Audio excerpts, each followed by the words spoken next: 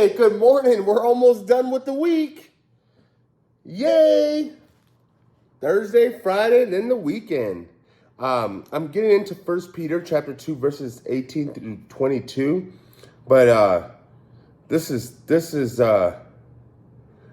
tough because Peter's telling us, look what Peter says. He says, I'm reading out of the Message Bible.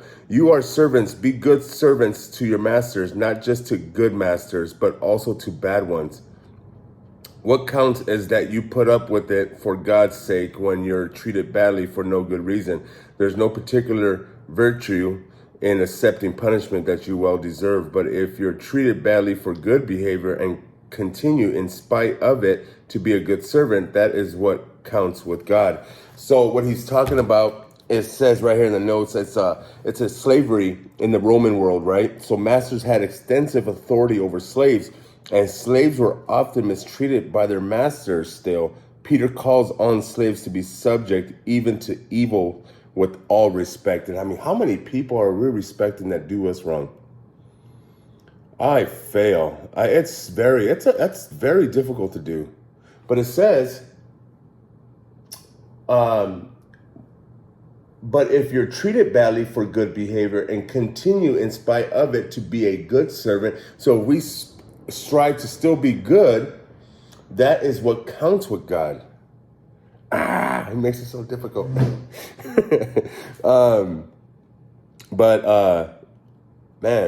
I love this. So let's get into the word. Verse 18, servants, be subject to your masters with all respect, not only to the good and gentle, but also to the unjust. For this is a gracious thing when mindful of God, one endures sorrows while suffering unjustly. For what credit is it if when you sin and are beaten for it, you endure? But if when you do good and suffer for it, you endure. This is a gracious thing in the sight of God. For to this you have been called, because Christ also suffered for you, leaving you an example, so you might follow in his steps. He committed no sin, neither was deceit found in his mouth.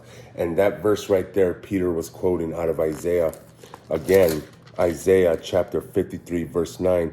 And they made his grave with the wicked and with a rich man in his death, although he had done no violence and there was no deceit in his mouth. So at this time, Peter wrote this letter. About half of the population were slaves in the Roman world. Peter writes that even slaves have the opportunity to reflect Christ in their submission to their masters. This does not mean that the Bible condones slavery. On the contrary, the Bible demonstrates God's power and grace transcending above any adverse circumstance. The suffering of slaves was equated to the slavery that Jesus suffered. So that Peter quoted that scripture that we just read as he describes Jesus' response to suffering and the example that his believers should follow. Jesus remained patient, quiet, focused on God's future plan and will for him. Wait a minute. Jesus remained patient, quiet, and focused on God's future plan and will for him.